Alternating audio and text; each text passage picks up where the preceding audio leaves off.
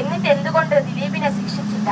അതാണ് ചോദ്യം. അതാണ് എന്റെയും ചോദ്യം. എന്റെ പേര് മിശ്രിയ. ഞാൻ ഗവൺമെന്റ് UPS നിയമം സ്കൂളിലെ 7ാം ക്ലാസ്സിൽ പഠിക്കുന്ന ഒരു വിദ്യാർത്ഥിയാണ്. എനിക്ക് നിങ്ങളോട് എന്ത് പറഞ്ഞു തുടങ്ങണം എന്നറിയില്ല. പക്ഷെ ഇത്രയും പേര് ഇവിടെ പറഞ്ഞപ്പോൾ എന്റെ ഉള്ളിൽ തോന്നിയതും കൂടി എനിക്ക് നിങ്ങളുമായി പങ്കുവെക്കാൻ ഒരാഗ്രഹം. ഇന്ന് രാവിലെ തുടക്കമതാണ്. ഇന്ന് രാവിലെ എന്റെ അച്ഛൻ എല്ലാ ദിവസവും രാവിലെ അമ്മ പത്രം വായിക്കണം, ഇല്ലെങ്കിൽ ഭയങ്കര ടെൻഷനും ദേഷ്യമാകുള്ളൂ. രാവിലെ എണീക്കുമ്പോൾ തന്നെ ഗേറ്റിന്റെ അടുത്തേക്ക് ഓടും പത്രം എടുക്കാൻ. ഇന്നും അതുപോലെ പോയി എടുത്ത് കുറച്ച് സമയം കഴിഞ്ഞപ്പോൾ അച്ഛന്റെ മുഖത്ത് വല്ലാത്തൊരു ദേഷ്യം. എന്നിട്ട് അച്ഛൻ സ്വയം പറയുവാണ്, ഇയാളെയൊക്കെ എങ്ങനെ വെറുതെ വിടാൻ തോന്നുന്നു? എനിക്കൊന്നും മനസ്സിലായില്ല. അതുപോലെ തന്നെ ഞാൻ അച്ഛനോട് ചോദിച്ചു, എന്തു പറ്റി ഭയങ്കര ദേഷ്യത്തില്, പാർട്ടി വല്ലതും പൊട്ടിയോ? എന്റെ അച്ഛൻ പാർട്ടിക്കാരനാണ്. അങ്ങനെ ചോദിച്ചപ്പോ അച്ഛൻ പറയുന്നത്, അതല്ല, ദിലീപിനെ വെറുതെ. എനിക്ക് കാര്യം അറിയാം, പക്ഷെ എനിക്ക് അച്ഛൻ എന്തുകൊണ്ട് ദേഷ്യപ്പെട്ടു എന്നതിന്റെ അർത്ഥം മനസ്സിലായില്ല. ഞാൻ അച്ഛനോട് വീണ്ടും ചോദിച്ചു, ദിലീപ് രക്ഷപ്പെട്ടോ, എന്തു പറ്റി എന്ന് ചോദിച്ചു. അപ്പൊ അച്ഛൻ പറഞ്ഞു, പത്രത്തിൽ ന്യൂസ് വന്നു, 6 പേരെയും ശിക്ഷിച്ചു, എന്നിട്ട് എന്തുകൊണ്ട് ദിലീപിനെ ശിക്ഷിച്ചില്ല?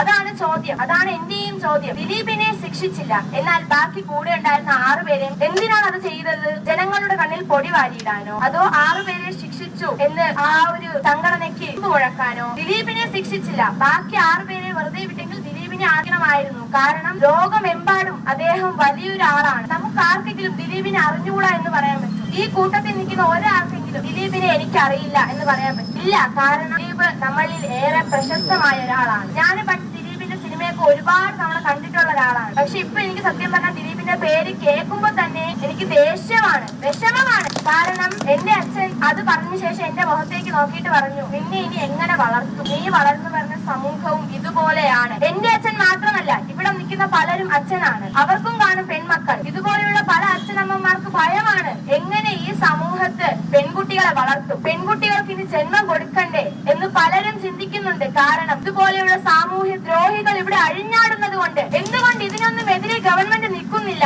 ദിലീപിന് പണമുള്ളത് കൊണ്ടോ? അതുമല്ല അദ്ദേഹം സിനിമാ നടനാണെന്നുകൊണ്ടോ? ദിലീപിനെ പോലെ ഇനി എത്ര പേർ ഈ നാട്ടിൽ ഇനിയും വരും? ഒരിക്കലും ഒരു പെൺകുട്ടിക്ക്, ഇപ്പോൾ എല്ലാവരും പറയുന്നുണ്ട് പെൺകുട്ടികൾക്ക് ഇറങ്ങി നടക്കാം, കുഴപ്പമില്ല. പക്ഷെ പലയിടത്തും പെൺകുട്ടികളെ വീണ്ടും അടച്ചിട്ടിരിക്കുകയാണ്. എന്തുകൊണ്ട്?